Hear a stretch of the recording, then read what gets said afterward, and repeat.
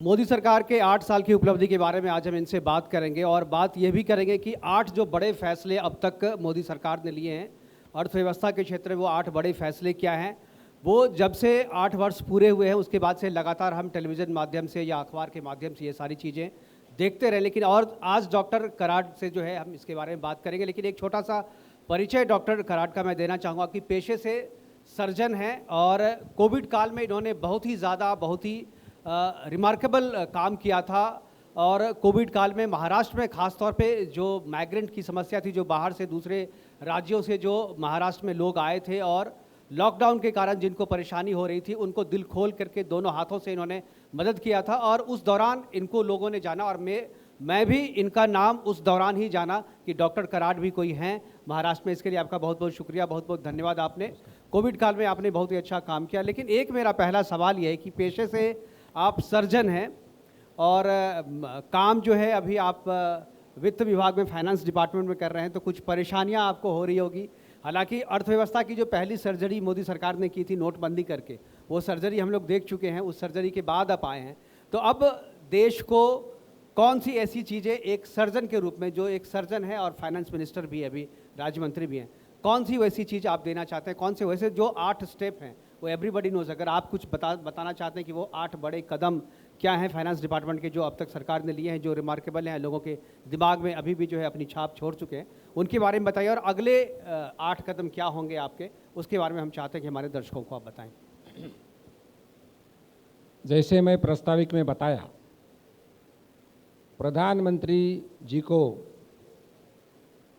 Prime minister की पूरे 8 साल हो गए हैं शपथ लेने के बाद। 8 साल होने के बाद जो अचीवमेंट है, मैं बताना चाहूँगा कि ये गवर्नमेंट नो करप्शन और जीरो करप्शन गवर्नमेंट है। अगर 2014 के पहले की हम याद निकालें तो उसी टाइम हर दिन कुछ ना कुछ करप्शन की बात आती थी। लेकिन ये 8 साल में एक ही करप्शन नहीं हुआ है। प्रधानमंत्री जी ने उसी वक्त बोला था, मैं न खाऊंगा ना खाने दूंगा, और इस वक्तियों के साथ उन्होंने सभी के तरफ से काम चल रहा है उनके नेतृत्व में। दूसरी मैं उपलब्धि बताना चाहता हूँ, फॉरेन डायरेक्ट इन्वेस्टमेंट, ये $8 बिलियन का ये टारगेट था, लेकिन $80 बिलियन तक हम पहुँचे हैं। ये बहुत ही महत्वपूर्ण 8 साल में हमें उपलब्धि मिली है।